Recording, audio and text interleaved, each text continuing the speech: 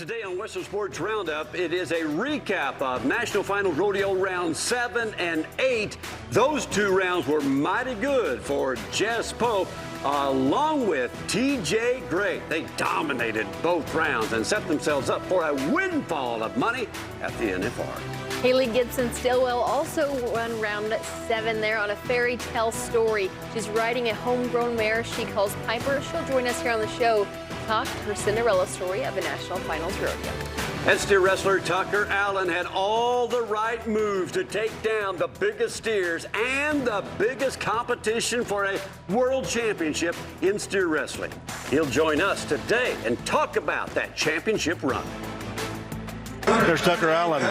This is my favorite story of the 2025 National Finals Rodeo. Yeah, David Goliath right here. Really, yeah. That was incredible. And David hit them all right between the eyes of that stone, didn't he? Not a bobble from him over 10 rounds as Tucker Allen wins his first world championship. He is a steer wrestler to be reckoned with.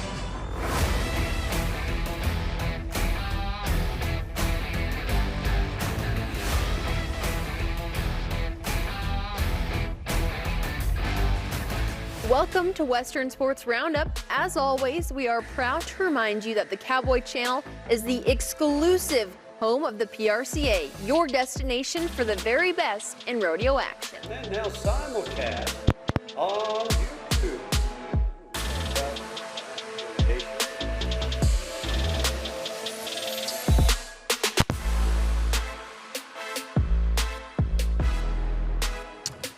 Well, there we go. We're live on YouTube, and we are so proud of that affiliation and opportunity for you to join us all over the world on the World Wide Web and right here on the Cowboy Channel, where we are live for Western Sports Roundup today. And Haley, we've got a lot to look forward to. We certainly do. We're gearing towards the end of the week, which means in our NFR lineup, we're gearing towards rounds 7 and 8. And these were huge rounds for the National Finals Rodeo, which decided upon the World Championship at the end of the day. Chad Mayfield, we watched his NFR this year, kicked it off really strong, the strongest we'd ever seen him do in his young career. And unfortunately, he'll be out for surgery for the next 6 months. That's right. The two-time world champion had a really successful run out in Vegas, especially toward the first half. And now he is going to take care of the long-term lookout for his health. He's had some hip trouble for the last 2 years. This is a surgery that he knew he had to have eventually,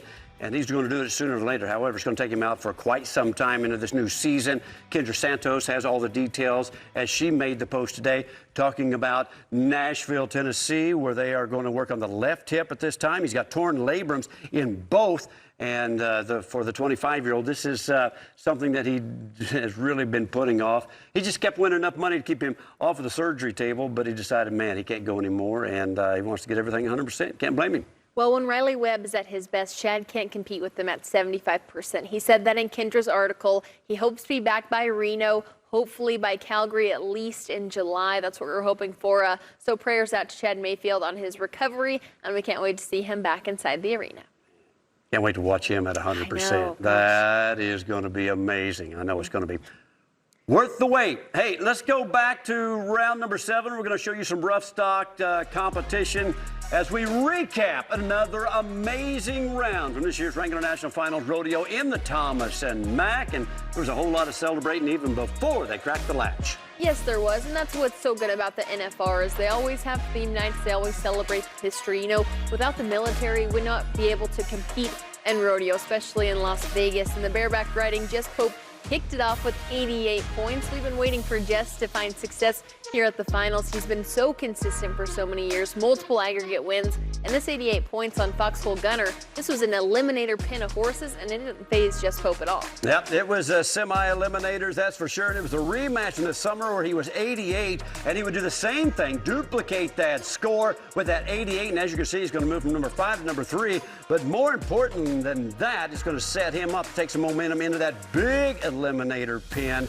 As we say also thank you and congratulations to Foxhole Gunner from the Pete Carr outfit. Good stuff right there. Also, that's off the round where Wacy Shala had a little bit of a stumble right there, and Pope would get in position to chase Rocker for that World Championship. It was starting to get tight at this point, and Statler Wright came out of the gunner with 89 3/4 points on Puck Derby. To me, this was his back-to-back go-round wins. This is when Statler Wright started to take hold of that Gold Buckle Championship. He began to really gain confidence, gained the lead in the aggregate, and this was just a picture-perfect ride for 89 1/4. Yeah, let's talk Derby. To me, from Flying U Rodeo, a very profitable horse for the Wright family. They knew him well as Statler edged his older brother Stetson by 1/4 point, got the buckle, and he would have 3 of those go-around wins, and of course later on a World Championship. In the bull riding, it was TJ Gray with 90 1/2 points. TJ Gray would then go on to be the Top Gun Award winner for the most money won throughout the entirety of the National Finals Rodeo. He was also only one of 2 cowboys to ride that night. It was TJ Gray and Bryce Jensen, the Rookie of the Year, to be 76. He was on Blue Duck, and what a night to be 90 1/2. Yeah, they got all the ground money, big paychecks for those guys, and TJ had to go against McCoy Rodeo Company's Blue Duck, and TJ was loaded with double-aught buckshot to take down the old outlaw Blue Duck to get that 90.5 in the eliminator pin. That would be the highest score at the finals so far. And again, big night right there, $63,000. Makes you wonder what TJ Gray's going to do in round 8, doesn't it? I know, we'll just have to wonder because we didn't watch a couple weeks ago, did we? So we'll just have to keep that on the edge of your seats. We're going to talk round 8 when we come back here on WSR on Western Sports Roundup. But that was round 7, and that's when things get a little bit washy. Hayle Gibson-Stillwell, she'll join us right after this to talk her fairy tale NFR. And up later, it's Tucker Allen, the world champion steer wrestler, getting his first title at only his 2nd trip to the National Finals Rodeo. The California Cowboy had all the right moves. Find out how he maintained focus and finished the deal. Western Sports Roundup brought to you by Resistol, the official hat of cowboys everywhere. We live it every day.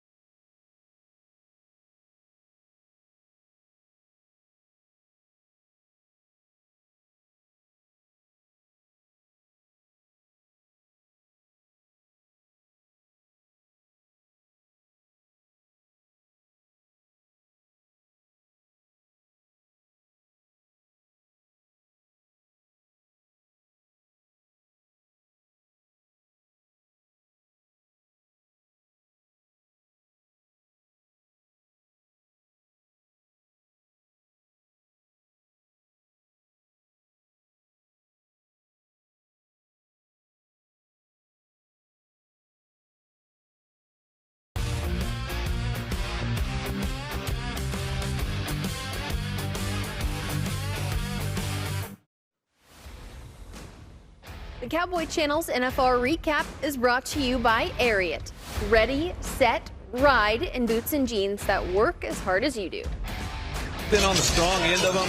Going to get caught up good here tonight, guys. He might challenge that lead, and he does. He gets it. Yes, he does. He gets it. He got out. He's in the middle of the arena. They're going to be dirty fast. New leader, 3.5. I mean, what a shot, what a run. Late, going to have to reach. He does, and he is after this kid. What a flank. That's how you do it. Joe Brown just ate that one up. Oh, you're kidding me. Ooh, round number 7 had a little something for everybody. And a moment ago, we took a look at the rough stock. Now we're going to recap those timed events. And there was certainly some suspense right there, especially for Joel Harris. But let's jump back to the steer wrestling. We're going to talk about Rowdy Parrott. And as Garrett Yerrigan says, it's really not Rowdy Parrott. I'd rather call him the wildest bird in rodeo. And I love it. Man, did he jump down, go to town, and then watch this. Yes, flexing for the fans after that 3.4, and that's going to move him on up the ladder. And he does that flexing for his little boys up in the stands. They love to watch him do it. They do it right back to him. And this move really changed the standings right there. That 3.4 was one of the fastest times we saw. And he's riding Horse of the Year from a year ago. That's Crush of Ty Erickson. That's also that he was last out to go. What a way to finish it, and moving right up that ladder all the way up from number 9 to number 5 in the world standings. How about the Graham brothers going for some gold here with one of the fastest times at that point of the rodeo, 3.5 to go tight right there. You know, they split round 3 with a 3.8, and they get this round, this 3.5 right here, and that is going to get them their second go-around win. It was so impressive to see this Canadian team thrive under the lights of the Thomas and Mack for the first time. Them growing up in Canada and those short scores and those tiny buildings really paid off at the finals. Good stuff right there. Big reach, first legal hop on the backside, and they're going to get tight in a hurry. I bet they get him in here this time too, will they? Yes, wow. Almost identical. Almost identical. And in the tie-down roping, woo, he is late at the line. And Joel Harris, he has to play catch-up, reaches a mile, then hits him like a linebacker for the flank. And that's as strong a finish as you'll ever see in tie-down roping. This was one of the best runs of the entirety of the finals in the calf roping. Even though he was out late, he absolutely ran through that calf. He passed Joe B in the hallway back to the media room, and Joe said that was so impressive. This was a hungry Joel Harris. He was going for the money right here. He had to talk with Pete. Right at the very beginning of that run, Joel, you were late. How did Peso make all the difference? Yeah, I mean, I knew I had a faster calf tonight, but I saw that the round was softer, so I couldn't make myself push it as much as I wanted to. But, man, he made up the ground right there and then just gave me a perfect go from the stirrup. What a calf, what a horse. And you caught up so quickly. You flew down the rope, but how was catching that calf in the air truly the defining moment of that run? Yeah, I mean, it was kind of at the breaking point right there where we're reaching the back of the arena, and it was either me chucking my rope or we could take him in a circle. So I decided to chuck my rope, and it worked tonight. And it was an impressive run to watch, and Jeff, it could have gone the other way so easily. 2 seconds and 2 first. He was at $150,000 at this point after round number 7, and he had all the mojo working his way. And of course, he got the family on stage to celebrate at the South Point. He had the family and the owner of that horse, Logan Bird. You can see him in that white shirt there behind him. I think cumulatively over the week, Peso ran over 20 calves, and Logan Bird racked up a little bit over $200,000 collectively from Peso's winning. So that was really cool to see. Joel Harris, of course, ahead of Riley Webb with that 7-8 in that round. But overall, we saw a few new winners. Rowdy Parrott in the steer wrestling, the Grahams, Joel Harris, and then Hayle Gibson-Stillwell with that 13.45. Justin?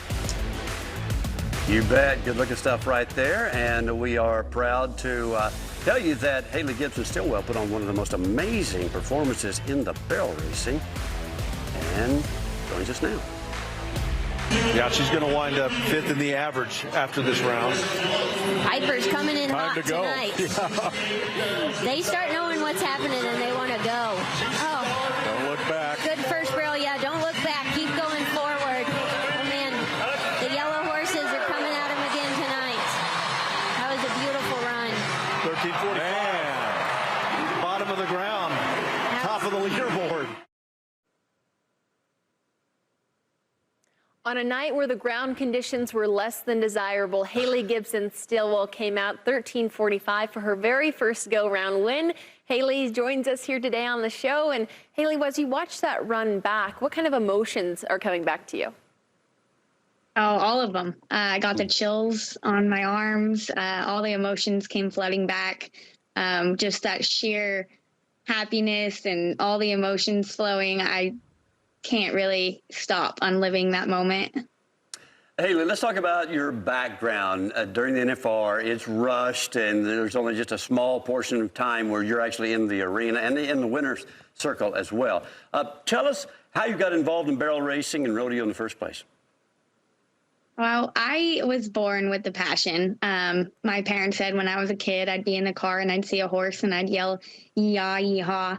So they got me lessons when I was 4, and that kind of just kept going from there. I competed in my first barrel race at 4, and I've been hooked ever since.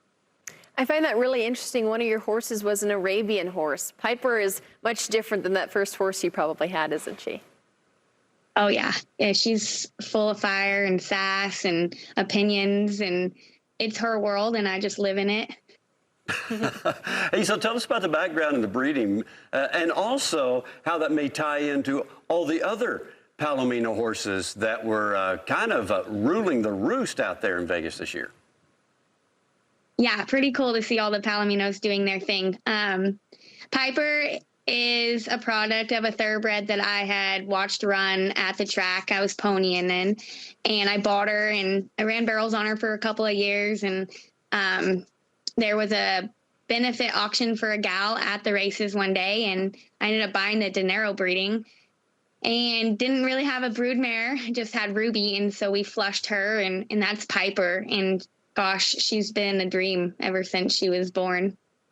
So this year, out of 80 rodeos, you ran her at 59, and she placed at 41. That's very impressive. Yeah, she's incredible. She loves her job. She stays honest and consistent, and she's everything you want in a horse. I mean, in my eyes, she's perfect, but I'm pretty biased. But she just goes out there and does the same thing every time and puts her heart into it. What made you choose her to run inside the NFR? What riding style does she bring to the table that you wanted to achieve there? Well, I felt like because she won the most over the year, I felt like she deserved to shine. And I just figured that setup and how consistent and honest she is that, you know, she would get to shine there. And I did struggle a little bit. I wanted to bring out my other horse, Fancy, because I do think she would have liked it. But all my confidence is in Piper right now. And so we just rolled with it. So I got to know you a little bit at the California Circuit Finals. I was announcing there in Red Bluff last December, and you won the first round, you won the second round, and then you almost won the third round. You finished second there, and you just smoked everybody in the aggregate. I wonder, because that money counts in the New World standings, that really kicked off your year. Did that have a big impact on your direction and motivation for this 2025 season? Oh, yeah, definitely. You know, that put me in the standings a little bit and gave me that motivation to keep going. And I haven't really started the year with money like that. And so we just kind of was like, let's go to the winter rodeos that I got into and see what happens. And it's just been a great year. I can't explain or have dreamt any better. It was just meant to be, really. Haley, what I find so interesting about your first NFR qualification is you said you didn't really set goals out. Yes, it has been a dream of yours to achieve that, but you didn't really plan it out. You didn't write it on paper. What do you think about that mentality set you apart from the rest? Yeah, for my personality and the way my body works, I learned that, you know, if I have a goal and I see it every day, then I put unnecessary pressure on myself. And so really the goal this year was just to have fun and to go at it one run at a time and be a jockey that my horse needs. And so that with that mentality, you know, going out there, no pressure, no expectations, and just having fun, I was able to relax and let my horse do her thing all year, and it really helped. So let's talk about your runs. We're watching some of them there in Vegas. The first round, you kind of got some things out of the way, maybe. I mean, with you winning all the money that you did, which was $188,000, maybe that first rut row in the first round set you up to go for every round, maybe at a higher level? Yeah, you know, hitting that barrel was like a complete heartbreak just because, you don't want to hit a barrel at your first NFR in the first round. But with that, it was like, well, what do we have to lose? We just go out there and have fun. So it did. It took some pressure off me, and I just wanted to not hit barrels and be clean. And so we kept going at them all week, and Piper loved it. She did. She placed a majority of the rounds, finished second a few times, and even won that first place in round 7. That was the night where we saw all the ground issues. Did that come into play? Did you think about that at all going into the arena? Yeah, definitely. I mean, I tried not to watch. My husband's really good about keeping me focused in the alley, and every time I'd look up to see what was happening, because I could hear the crowd, he'd tell me, no, don't look. And so I really didn't know what was going on. I knew obviously there was ground trouble by what I could hear the crowd doing, but I trust Piper with everything. And obviously, with her start in that gateway, there's really no holding her back or playing it safe. So I just let her go out there and do her thing, and she felt her feet and was able to, handle the ground. And she's also barefoot, so I think that might have helped that night. I just saw a couple of things there on that video. 2 things. You barely have a bit in her mouth. And number 2, you don't touch her. Your hand is right up between her ears at every point of the approach, the turn, the finish. I love that. That is faith right there. I just love seeing a jockey do that. You made my day by watching that slow-mo. Thank you so much. Piper's just incredible, and she is like on train tracks. She runs the same pattern every time, and I feel like the less I do, the better she is. So I just try to pitch it to her. You do, and it works great right there. Hey, I'm going to jump in here, though, and follow up with this question.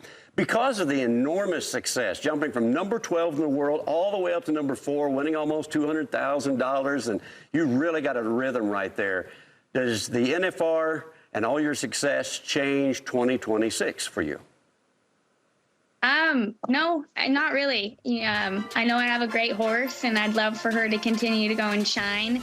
And so I'm really excited. We got into all the winter rodeos in Texas this winter. And so we're going to go and have fun and just keep doing what we do. I call it dancing. Piper and I are so much of a team that it's just a dance out there, and we enjoy all of it. Well, it's so cool to watch, and you can tell that you're enjoying it by the way it portrays across the screen, and all the fans just scream for you guys. And to have a horse that loves it as much as Piper does, it means only one thing, that you take really good care of her. So congratulations on 2025, and good luck in 2026. Thank you guys so much.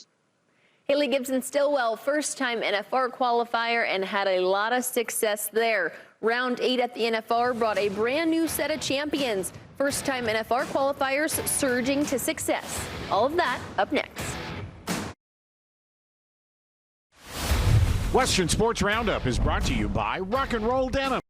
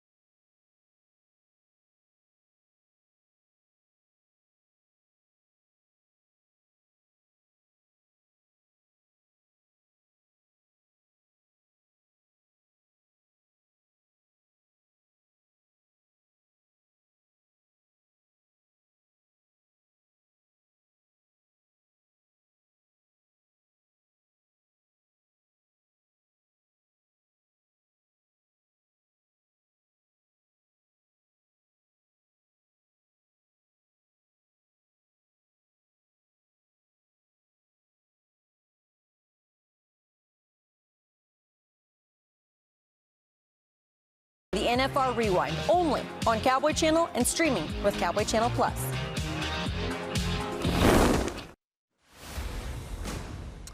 Cowboy Channel's NFR Recap is brought to you by Ariat. Ready, set, ride in boots and jeans that work as hard as you do. As we welcome you back into our Cowboy Channel studios, hearing from Hayle Gibson-Stillwell and how she has to make a dance with her animal Piper reminds me of how it sometimes is in the rough stock events. They have a dance. It's a little bit more aggressive, though, than what we see in the barrel racing sometimes. Well, I don't know. Those barrel horses going 9 on that first barrel. I took a dare one time and did that and got a whole new respect for barrel racing. So, may I ask what was the result of this dare? Well, I didn't fall off. Okay, that's a win. But it was amazing. Now I know why my wife loves it so much. There was some adrenaline involved. Oh, that's all adrenaline in the barrel racing, but just as well as the rough stock events. So let's go ahead and get into what happened in round 8, which was Canadian night. We expected to see a lot of these Canadians, especially in the saddle bronc riding. There's a lot of successful ones that made the finals this year, but to kick things off in the bareback riding, it was a familiar face of Jess Pope, 88 1/4 points. Okay, this is the eliminator pin, and this is Jess Pope's bread and butter. Now, he's got deep springs, 6 times rematch with the 4-star horse out of California. Matter of fact, he got on this horse when he was a permit holder. And the Waverly, Kansas world champion gets back-to-back go-around wins right here. And he takes over the lead in the aggregate as well after Shala had a 74. So the big question, could Jess Pope win his 4th aggregate championship? And would he be in that race for the world championship in a couple more rounds? We had hoped a lot for Jess Pope there. He was doing what we expected him to do. Of course, he has over $1.8 million in career earnings. So he's not going to come to the finals thinking amateur hour. He's going to chip away, just kind of how as he did. Yeah, the other thing was Rocker also struggled in that round. And so it just really opened big time for Jess Pope, and he delivered as he normally does. He stepped right on through there, calm, cool, and collecting big paychecks in the bareback riding, because that's what Jess Pope does, collect big paychecks. Yeah, he does like them. We'll see him back here next year, I'm sure, and he'll collect bigger paychecks. He's also the coolest cat in the barn, too. He is pretty cool. He's a cool guy. We recommend him, and he's got a new baby on the way, too, so that's pretty exciting. And Western Patterson, this was his very first round win at the NFR this year, 89 points in Cowboy Fool. He placed in round 7, won 8, and also placed in round 10. Okay, so what's the connection between Jess Pope and Weston Patterson? It was a big night for Waverly, Kansas. They're both from the same hometown. So here is Weston Patterson putting on a show up against Cowboy Fool from Summit Pro Rodeo, another wonder of Waverly. And this guy can work every rodeo event. That is a real cowboy right there. And look at him pitching that rein back, lifting on that rein, just chucking that rein back to his horse, and the judges loved it. Justin, you called Jess Pope Cowboy Cool, and I see the correlation now. This horse is called Cowboy Fool. Is that what you're calling Weston Patterson? There you go. I should have saved the line. I should have saved that line. TJ Gray put on another show, just like Jess Pope. He goes back-to-back, go-around wins. He won the previous night, and he goes 90 3/4 in the semi-eliminator pin, and he gets about $100,000 total in this back-to-back win deal between round 7 and round 8. Yes, overall he accumulated $295,000. That's excluding the ground money. He would go on to win the aggregate with over 600 points. And now he is out with an ankle surgery. On December 16th, he had an affected ankle. And while that didn't bother him so much at the finals, he realized it would bother him in the future. So we'll see TJ set out a couple winter rodeos, but it didn't phase him any there. Nah, he stuck to that bull like roadkill skunk on a radial tire. That was Doze You Down from Raptor G Rodeo Company. And he had a very familiar trail to the buckle ceremony. He knew it well. There's Jim Gay of Raptor G Rodeo Company, and a big congratulations. As you know, stock contractors love making it to the South Point for that award ceremony as much as the contestants like getting there as well.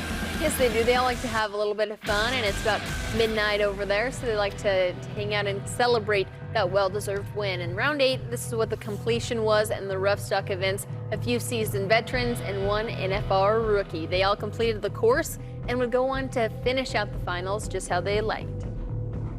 Yeah, the rough stock were great. Those animal athletes stepping up just like the Cowboys and the Cowgirls did. It was a magical NFR this year. It really was, as I think most people will say, it had all the elements, suspense, and excitement that we've ever seen. The races were tight and continued throughout most of the finals and most of the events. But hey, we've got some timed events to talk about. We showed you the highlights from round number 8 in the rough stock. We're going to take you through some timed events that will include a opportunity for these guys to go from the bottom of the top 15 to the top.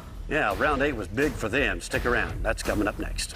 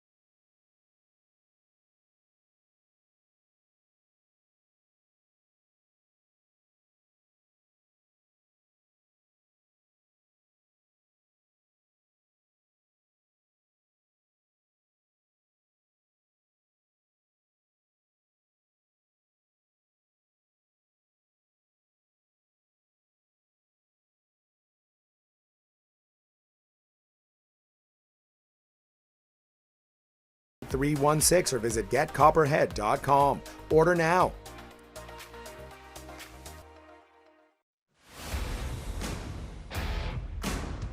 Cowboy Channel's NFR Recap is brought to you by Ariat. Ready, set, ride in boots and jeans that work as hard as you do. And I'm going to be going and get that head caught. We're seeing it right here. Here it comes. Keep hustling. Yes, sir. Oh, Tucker Allen. Summers, don't be late. Got it on him. Torres, can you get him out there? That's you a bet. shot. I didn't think he was in time right there. Oh, man. It's always there. He's out. Kincaid's about to tie this one really fast. Go on, Kincaid. He wins 2 day monies this week, people. Yeah. I mean, 7 flat. Wow. The barrel racing industry, and he is just getting more solid in that alleyway, so she can leave the alleyway in the right body position and just nail those barrels. Great first barrel, great second barrel. Just safetied up and took some extra steps. So round number 8 in the timed events, there's a California steer wrestler chasing his first gold buckle, and it would also include a golden Palomino stallion stealing the hearts of everybody watching, as the popularity of that horse and the combination of Tricia Aldridge was magical as well. But we begin the timed events with steer wrestling. Yes, we have to. Tucker Allen, he came in there like a dog. He was just going after round and round and just doing the same thing over and over again. It's almost like there was a pattern that he had found and a feeling that he replicated each night, and that was something we didn't see out of any of the Bulldoggers besides him. Yeah, he got his third go-around win. He would take control of the aggregate after this run by about 10 seconds. As you can see, he's got this steer in that swinging headlock and just demolished him. And when it was all said and done, this guy would win $248,000 in 10 days during the National Finals Rodeo. And he's got a good banker, too, a real good banker. Of course, I'm referring to the horses, right? I see what you did there, Real Justin. Yes, the Horse of the Year banker owned by Justin Schaefer, who's on the head side. And the team roping, it's a similar time, 3-8 for Colton Schmidt. the Canadian, and Jonathan Torres on the backside. They jumped to #1 in the world standings on this run, and this was so special because they came in 15th and 14th in the world standings. Yeah, and that was the third go-around win. That's how they were able to take that huge leap. As you can see, Colton Schmidt throws the fastball at the bones on the head side, and then Torres was just being spot on. Again, they borrowed these horses. They rid them. I don't know, whatever the case was. These were not their full-time horses, but it looked like they've been riding them for years as they continued to move up. And they also got to visit with our very own Steve Kenyon after their third go-around win in round 8. Something special is happening in the team roping at the Wrangler National Finals Rodeo. These two guys didn't rope together all year, and they just won their third go-round at this year's NFR. Colton Schmidt from Canada, Jonathan Torres, who lives in Texas now. You live in Texas, too. But it's fun to say you're from Canada and he's from Florida, and then we go from there. How is this working? Yeah, I mean, it's working great. We have some really special horses on our team, some really special people in our corner. We've drawn some really good steers, and Jonathan Torres is a healing sucker. Yeah. Jonathan, I joked with you guys before we started. Y'all ought to think about roping together more often. Just saying, this is working pretty good. Yes, sir. I mean, Colton's doing a great job. Like I said, the Richard's with the great head horse, and, the Fillmore's with my heel horse, and it really seems like it's a good run. And like I said, we're just putting our full focus in every steer every night, and we're just seeing where we fall. Yeah. When did you guys start to really feel comfortable with each other? Round 2. What happened then? I caught.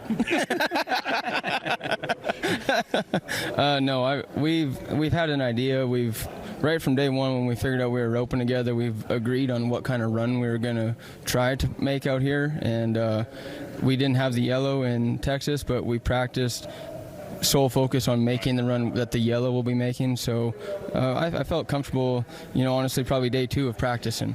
Either one of you guys, Jonathan, Colton, both of you jump in here. So for people who don't rope steers for a living, we hear you guys talk a lot about getting our run. What does that mean? What are you trying to get done? I think the biggest thing is just finding out where we can eliminate wasted motion with each other, because you can't just draw up a run. We have too many factors in team roping, but there's points in the run that that you're each going to reach, and I think the biggest thing is finding out places to take out wasted motion. Jonathan, add to that. Yeah, I mean, pretty much it's not as simple, because sometimes it feels, harder than that, but like connecting the dots, pretty much if we're reaching, we're hitting each spot. I mean, and like say, if I'm there or his horse sets the steer up for me and I get to the spot, and then my horse lets me do my job, pretty much the footwork of the horses I think is pretty important, and he's roping from a great spot, and it's getting the steer legal as quick as possible, and that means there's no wasted motion, and then pretty much we might look like we're making the run, but the clock really, we shaving seconds off the clock pretty quick. You came in here 14th and 15th, and you're having the best NFR of either one of your careers, I think. It's been fun to watch, guys. Congratulations. Thank you, sir. Thank you. Jonathan Torres and Colton Schmidt, they won the round tonight in the team roping. Even more special with Colton Schmidt being from Canada and getting that win right there. There was a special connection between another guy and a horse that we'd seen in the Thomas and Mack before, and it's in the tie-down roping. And it's Kincaid Henry from Mount Pleasant, Texas, along with Mario, an amazing roan partner. You can see this is going to go 7 flat and take the round win. Mario has so many special characteristics that set him apart, but right there at the line where Kincaid Henry was able to pull up and float across there, that was the most beneficial for this situation right here. Kincaid is so comfortable on him. He doesn't bring him out any other time besides the National Finals Rodeo, and I believe possibly Calgary, but it's because of that start right there, Justin. Yes, and it paid off good. This was his second go-around win and his fastest time of the finals with that 7 flat. He would pocket $156,000 and return into the top 3 right there. And as you can see, man, he threw the dart and hit the bullseye. Movement is smooth and fast on the end of that run. And man, every chance he got, he was singing praises about Mario, and every time he was interviewed and every time he had that microphone, and well deserved. They've been partners for a long time. They have, and I think when you get to the nitty-gritty of this round 8, the whole denominator is the horses. Colton Schmidt and Jonathan Torres' horse, Mario with Kincaid, and then Trisha Aldridge and Adios Pantalones. All of them give credit to their horsepower because they are literally the difference makers in this sport. It's clearly more evident in the barrel racing, but the same goes across the entire board here. This 1364 moved her all the way from number 5 to number 3 and gave her contention for a world championship. Yes, it was mainly Cassie sewed up, but there was still a possibility for Trisha at the end of this day. Well, that is absolutely poetry in motion. This horse, this stallion, look at the mane. Look, it's a beautiful animal. Runs like lightning with the yellow hair. And I mean, can turn on a dime. She got her second go-around win as well. That moved her in the top 3 in the average. And she also had another trip to the winner's circle to continue to tell this amazing story. I know that every time you put Adios Pantalones in a situation, he just excels. But how much has he loved running in the Thomas and Mack? Clearly he loves it. The louder they cheer, the faster he runs, and I'm just really proud of him for taking care of us tonight. He definitely did, and you've been documenting every bit of this story. What do you want people to take away from this journey that you and him have been on all year? That God doesn't have a budget, so ask for everything. Congratulations on a great night. Thank you. Trisha Aldridge and Adios Pantalones do it again. Trisha said God doesn't have a budget, and neither does Trisha Aldridge. She said in an interview that she turned down $10 million for this animal. So, I mean, congratulations to her and the trips that she's made. And that goes back to the love of the horse that we talked about just a second ago. You can't force that chemistry that they have. That horse loves it, loves her, loves the Thomas and Mack, loves to win, and you can see it by the way he runs. He is gunning for gold every time, so there's your round 8 winners. Tucker Allen has been an incredible story all along the way, the model of consistency, like Roy Rogers catching the bad guys. He's just going to get the job done every time, and he's going to join us right here, so stick around. Tucker Allen, the newly crowned world champion steer wrestler, right here on the Western Sports Roundup.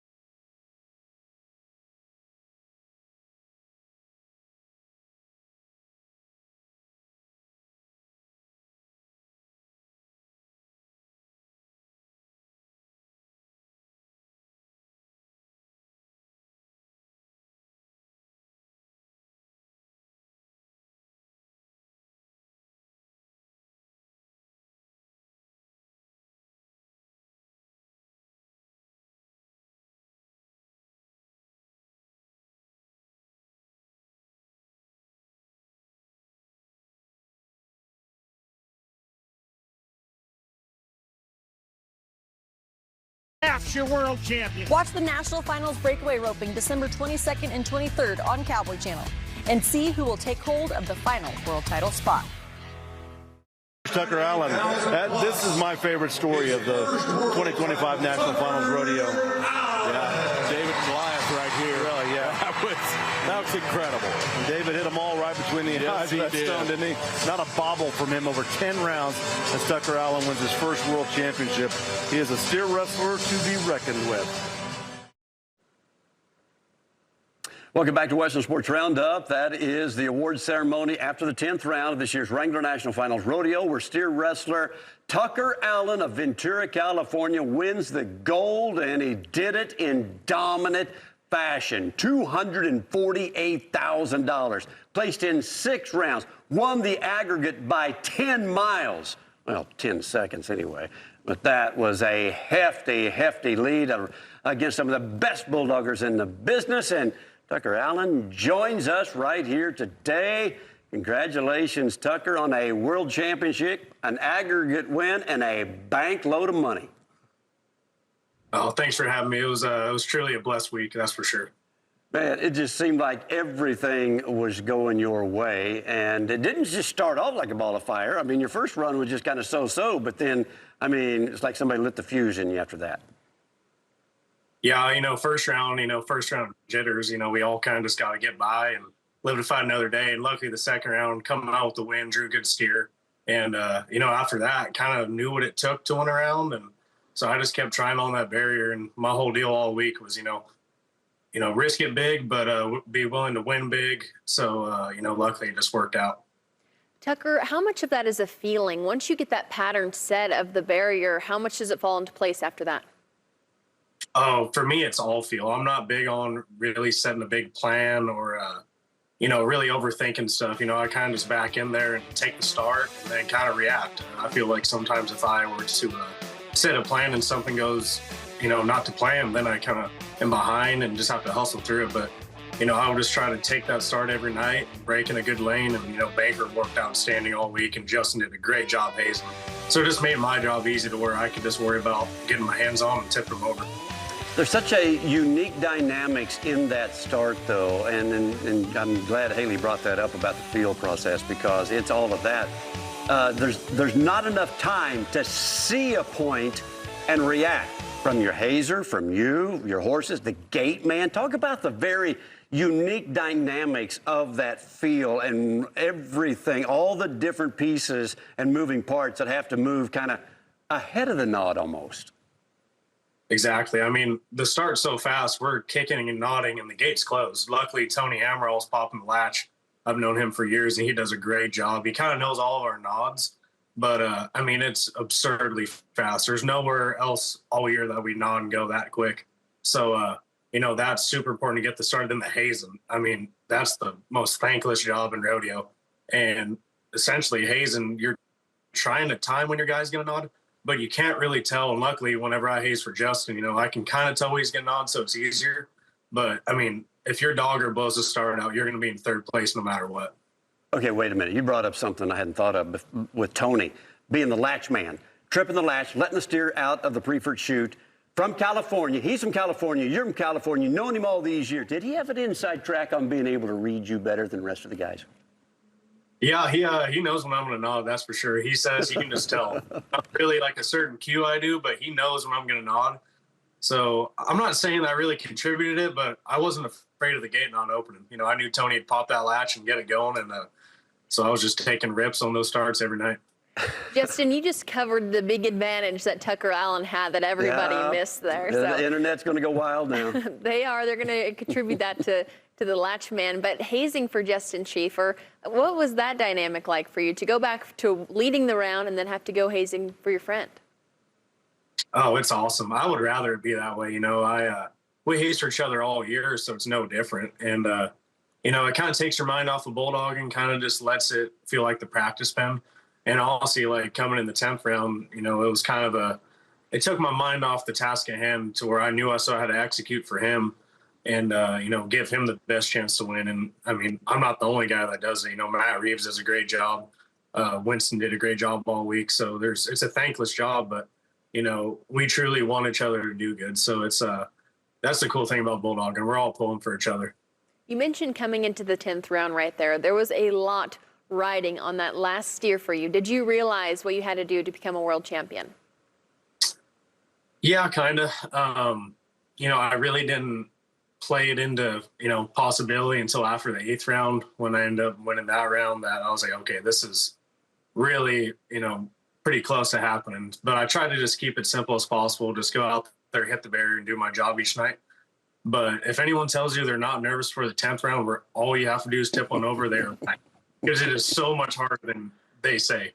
Yeah, it's just one of those deals. You got to dumb it down and just go back to fundamentals. And I didn't make the best run, but, it was good enough, I guess. But it was super cool. And, I was blessed to be in that situation.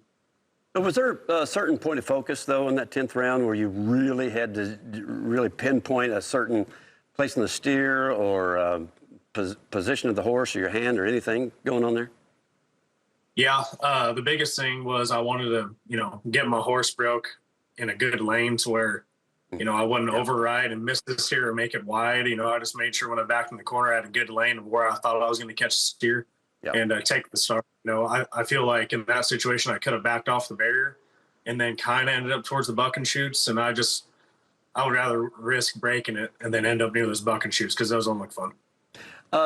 3 years ago, before you made your first NFR last year, I saw you in a parking lot. I can't remember what rodeo it was, but I just stopped you because I had been admiring your technique and I knew you were going to do great things. Do you remember that conversation? Yep, that was in St. Paul. Oh, it was in St. Paul. That's exactly right. That's exactly right. You may not even know how special it is, your natural ability combined with great foundation from Luke Branquino, but I could just see that you had the best feel of a guy that I'd seen in the business. And the feel that I'm talking about is knowing when the steer gives it back to you. I mean, you've got to do a certain amount of your own to apply the right pressure at the right place, and then the steer gives it to you. How did you, tell me about the first time you saw that, because that's the difference maker.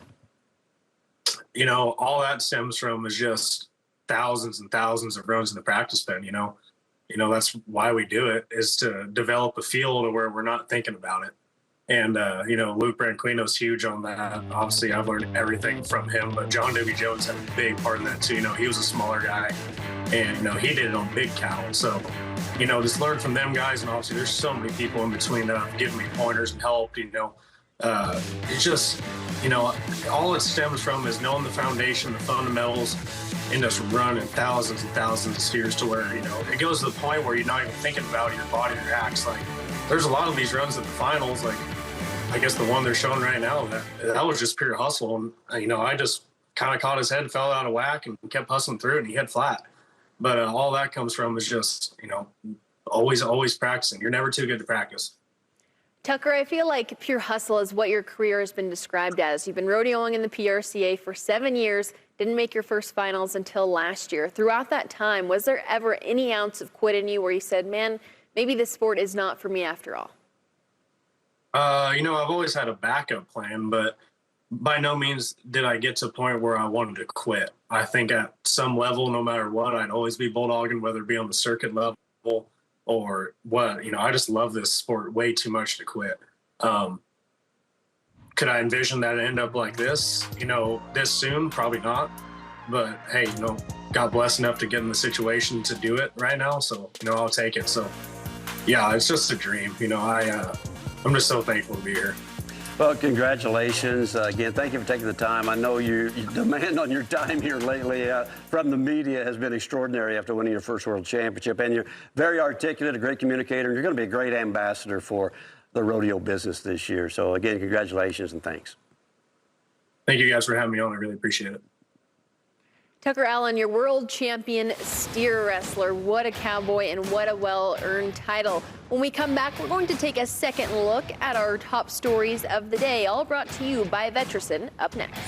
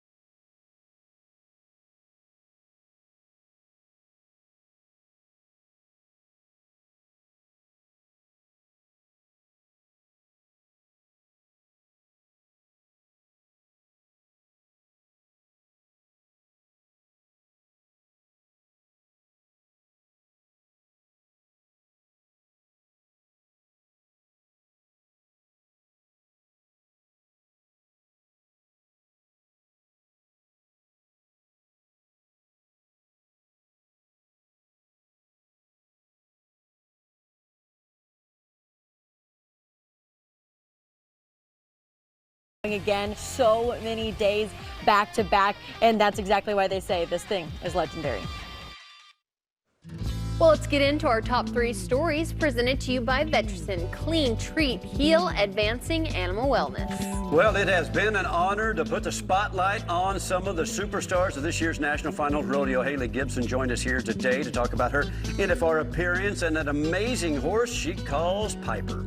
And we recapped all of the nitty-gritty between round 7 and round 8, the storylines that you might have missed when you watched it the first time, reliving it and looking back into the past to see where these champions had success. And Tucker Howland had an amazing National Finals Rodeo this year. He almost went to $400,000 in the year earnings, $250,000 at the NFR. He joined us today to tell us his version of the story that included a lot of amazing turns, a great horse, a good friend that's a hazer, and a whole lot of go-around buckles. Yes, they did. As we talked about the NFR, let's talk about the National Finals of Breakaway Roping, Justin. That's coming up here pretty quick. It is. Jordan Joe Hollabaugh is going to join me here on Monday and Tuesday, December 22 and 23. That's 8 o'clock Eastern Time, right here next door in Fort Worth, Texas, at the spectacularly newly renovated Cowtown Coliseum. We are going to crown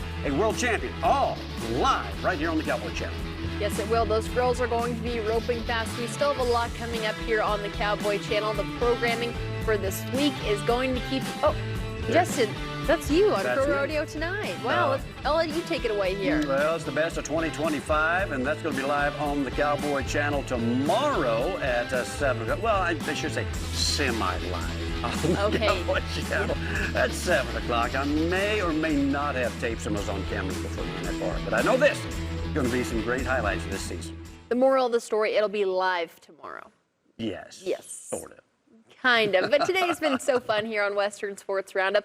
I love to go back into those rounds and see those stories that people might not have seen previously, Justin. Yep, some time to visit with the champions, and we've done that. We're going to do it again tomorrow. Hopefully you can join us. Just keep us on your calendar 5 days a week right here for Western Sports Roundup. For Haley, I'm